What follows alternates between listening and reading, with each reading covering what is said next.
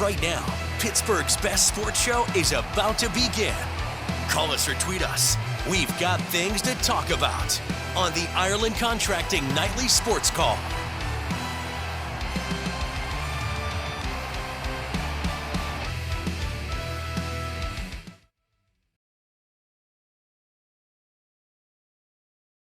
Good evening, everyone. Welcome inside the Fan Cave. This is the Ireland Contracting Nightly Sports Call. We are on the air 7 nights a week at 412-575-2600. Bob Pompeani here. Andrew Fillipponi's up there, which is 93.7 The Fan, on a night the Pirates got schooled once again by Christopher Sanchez. The guy is dynamic, and he was again tonight. And the Pirates have had very little success, if at all. I expect more, of course. But when Sanchez is on the mound against the Pirates, it's probably the best bet you could ever make because they're just not going to hit him. They stacked this lineup tonight, and I don't know. Sometimes I wonder about this. You know, O'Hearn and Lau are still proven, legitimate major league hitters. And I understand this righty-lefty stuff, but Endy Rodriguez playing first base, I don't know what his numbers are against left-hand pitching this year. They aren't very good. Then you have Triolo and Davis in there. It just seemed like it's just too much mixing and matching as opposed to putting your best players out on the field. Yeah, I think they went outside the box. I thought they probably thought it. Ultimately, it wouldn't have made a difference. They weren't going to put a lineup out there that was going to score 8 runs.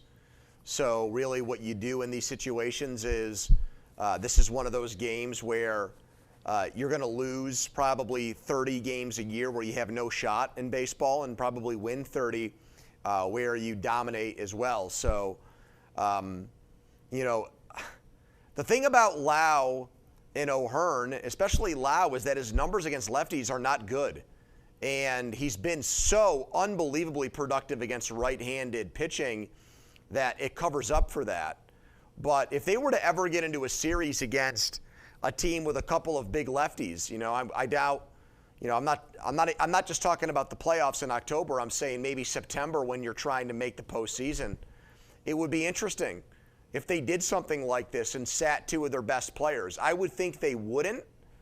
I believe this is still a move that Donnie Kelly wants to try to get cute and get creative in June, but it is weird that your best player, your best hitter this year, Brandon Lau, isn't in the lineup against a Cy Young favorite because you don't want the lefty-on-lefty matchup. I'd like to give my hitters the best chance even if their numbers aren't where they should be against left-handed pitching. But, Bob, it's now, 16 innings against the Pirates and no runs given up? Christopher Sanchez is great on his own, but he's really great against the Pirates, where they're not even really in the game at all when he's on the mound. 10-3 with now in the area at 2.00. He and Mizorowski are the top 2 guys going for this Cy Young. But yeah, I understand Lau's numbers against left-hand. What are Endy Rodriguez? He's a switch hitter. I don't think he has very good numbers at all against left-hand pitching. I think you're right. I don't think he's got to hit off lefties all year, actually. As a matter of fact, just because a guy's a switch hitter doesn't mean that he's equally good from both sides of the plate. We've seen that for years with guys. Neil Walker was one of those guys. Yeah, they want to turn around and hit right-handed, but that doesn't mean their numbers as a right-handed hitter are very good. So, yeah, I look at this and think to myself, one of those guys I would have kept in the lineup. And I don't know what prompted this. If Donnie Kelly was looking to get those guys a day off and he pretty much conceded this game. But you've got to come back and win tomorrow with Paul Skeens on the mound. At some point, he's got to break through here and end this drought. And it's not going to get any easier, Bob, because it's Zach Wheeler who goes for the Phillies, who's one of the best pitchers in baseball. Yep. And he shut down the Pirates here when they played in May. He was outstanding. He was almost as good as Sanchez the following day against the Pirates. Yeah, and I think Wheeler gets up for a game against Skeens, and Skeens should do the same against Wheeler. This should be one of those games where he becomes dominant. He needs to and end that drought of 8 straight games where they've started Skeens and they've got no wins. We have a lot to get into. Tomorrow's the first day of the NHL free agency. Penguins made a trade today. We're going to take a break, Andrew. I want to talk about them trading off Parker Wotherspoon. Interesting, and there are going to be more moves, I think, on that defense. We'll talk about it, and we invite you to call us at 412-575-2600. It's the Ireland Contracting Nightly Sports Call right here on KDKA+. All right, this is our Xfinity tweet of the night, and it comes from the PGA Tour. You know, now that LeBron James says he's leaving the Lakers, they're waiting for him. He started to play golf. I don't think he's very good, but you never know. And on that topic, before I get to anything else, Andrew, let me ask you about that, because there are certain players who can do whatever they want. He's one of them, but he's still, to his credit, his age, putting up some pretty good stuff going on there. Where would he most likely end up? Golden State's been talked about. I think it'd be better for him to go back in the Eastern Conference, either to Miami on second tour of duty or Cleveland on his third tour of duty. What do you think? Well, I think Cleveland would be perfect as far as the career arc and symmetry of that, to start there, win a championship there, end Cleveland's years of misery, and then write his final chapter there. But, I mean, does he really want to play with James Harden, who's probably going to opt in for an even bigger contract and a lot more money? He's seeking a long-term extension there. I don't see that. He's so ball dominant, Harden. I think that would be an issue for LeBron. I think if James went there, then Harden would have to leave. I think they'd have to make that switch. And they should do that, in my opinion. They should go LeBron, Donovan Mitchell, Jared Allen, Mobley, and that's be the team I would run with next year and see how far that could go.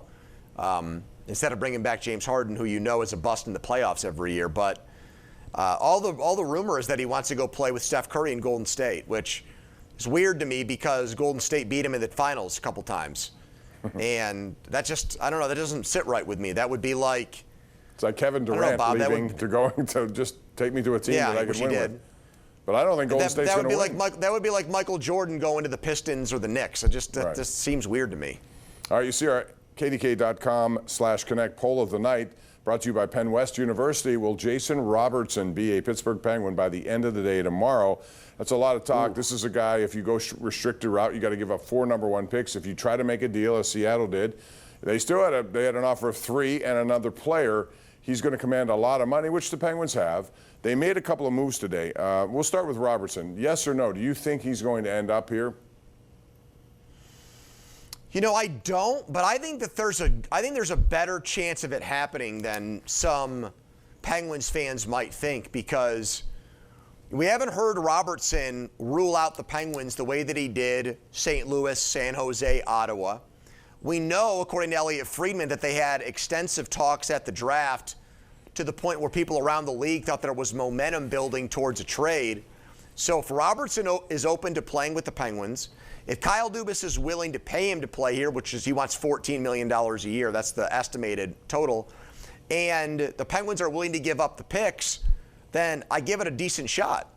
I mean, as far as right now, Bob, it feels like he's either back in Dallas. That would be the highest percentage. But if he gets moved, I think the Penguins might be the team with the best shot outside of the Stars of having him on a roster this year. Yeah. So I don't rule it out. I think there's a decent chance that blockbuster trade does happen. Yeah, you know, Dallas has a lot of concerns with salary cap, so we'll see. They say they want to bring him back, but they don't have the money to do it. At least I don't think so. More hockey talk in a minute, but first, go to the Lions, beginning with Will in Castle Shannon, who's our #1 Cochrane Go One Better caller of the night. Hello, Will. Hey, how you doing, man? Good. Yes, I wanted to talk a little bit about LeBron James. So, at this point, I really don't think it matters where he goes, because when it comes to the perception of his legacy, he's looking like a glorified journeyman. And speculation was said that Golden State might be his next home. So you're going to join forces with a guy who stripped you of 2 of those championships? Andrew mentioned that. I don't, you know, at this point, I think he's going to end up going to the East. There's more opportunity for him in the East, especially when you look at some of these teams in the West. They're young and good, OKC being one of them, San Antonio being another. And, you know, there are teams like Dallas who I think if they put the right cast of characters together, they could be tough too. But again, we'll see how that goes. I don't want to dominate this with that topic. We have a lot of calls, so I want to get to them right now. And Bob in line 2 is next. So, Pony, let's go to line 2 and hear from Bob. What's up? Yeah, good evening. Sooner, they got to quit playing him, because the more they play him, his value's going to go down as low as you can go. His heart is in Atlanta, and his pockets are in Pittsburgh. Well, that's one way of looking at it. I know tonight, if he's not going to be productive against a good left-handed pitcher, there is no use for him, because he doesn't get in the lineup very much anymore. They need him, and what a colossal bust that would be in terms of money spent, Andrew. Marcell Ozuna has just been a negative. I mean, he's positive in the locker room, and they talk about him as a great teammate. But that's not what this is all about. It's about putting up numbers, and he's putting nothing up. Yeah, I mean, the thing that scares me about him is, this lineup is so good and so deep that we saw this year with Brian Reynolds, who's been his best self. We see O'Neal Cruz looking like the guy that the Pirates have hoped he'd blossom into for years. And all of these players together in a group, it's made everyone better, except Marcell Ozuna. He has not benefited from having lineup protection and things like that. So the excuse for a while was, well, he doesn't like playing in cold weather. All right, well, now it's June and it's 85 degrees at first pitch in Philadelphia. So, okay, now the warm weather's here. He's supposed to heat up. He had a decent June.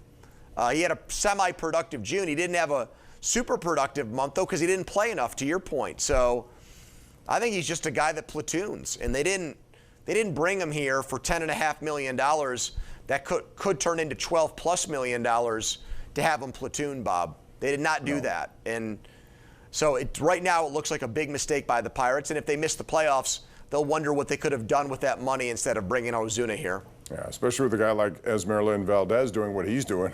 He's moved prominently up that lineup. 2 more hits tonight against Sanchez and a walk. Chuck in Uniontown. Next up, right here on the Sports Call. Hey, Chuck. Hi, fellas. Thank you. The situation with the Pirates tonight, losing this game in Philadelphia, they just got beat. That's okay. That's the kind of loss that you can swallow. But with making this thing is so acute, and this series in Philadelphia about trying to catch the Phillies is the fact that all the games that we gave away. That's what's putting us behind the 8 ball right now. If we had, at least 1/2 of those giveaways, we could say, well, if we didn't win the series, it's okay because we're close to the Phillies or maybe even ahead of them. But it's not tonight's loss. It's the fact of all the games that you gave away. Right. 18 blown saves, all that comes back to haunt you, especially later in the year. And listen, the bullpen still, last night had problems. Tonight still had problems. This is a problem that's not going away, and I wonder what they're going to do, if anything, about it, Andrew, but they have to address it. They can out-hit a lot of teams at times, but when you face pretty good pitching, you better have better pitching on your own end. Yeah, I mean, the bullpen has been the biggest failure this year, but let's not pretend like the starting pitching has been up to par. Mitch Keller, now we're treating him almost with kid gloves, where he's getting credit for his start Sunday against the Phillies when he gave back a 4-0 lead and needed the Pirates to pounce again and give them additional run support to get a win. Ashcraft, to his credit, came back after giving up the 5 and labored for a win, but against great teams like the Braves and the Phillies, he didn't look as good. We know Skeen's problems in June have been well documented. Their starting pitching has not been, one of the better staffs in baseball, which was the expectation before this season started. Jared Jones in his last start, not pitching well, getting into it with Andy Rodriguez. So, the foundation of a good team is supposed to be starting pitching, and the Pirates really don't have that right now. They have average starting pitching to go along with this great offense, and usually that would be enough, but when you compound it with awful relief pitching, that's how you get 500 baseball despite setting records offensively with home runs and runs at the halfway point. All right, real quick, I want to throw this out before we go to break. Today, we saw a trade. Parker Wotherspoon, who I thought was really good, he signed a deal for $2 million over 2 years, and he played very well, complimented Erik Karlsson. He was sent off to Vegas for Caden Korchek, who's a 25-year-old, signed longer term at a higher price, like $3.2 million. I think that's the first of several moves we're going to see back there on the defensive blue line. They're going to have to do more. It's lopsided in one direction, and too many right-hand shots at this point. So what do they do? What do you think they do? Make it quick, though, too. Yeah, Bob, the left side of their defense right now, if Ryan Shea signs with somebody else, it's Sam Girard and Ryan Graves. Think about that. Yeah, that's not good. I have a name for you, Trevor Van Riemsdyk. I think if you look, and again, he's older, so this may not fit what they're looking for, but at the same time, he's been pretty productive in terms of defensively, most recently in Washington. There are a lot of guys you can look at this list. I heard Darnell Nurse's name, and I saw you post today that that's falling apart. They're going to make some moves tomorrow. We'll see what they are, and I'd love to see them keep Ryan Shea, but that's probably too late.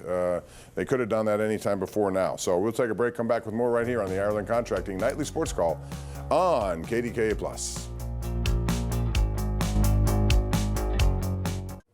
All right, so tomorrow's going to be a very big day. A lot of people are wondering about the future of Erik Karlsson. Are you, Andrew?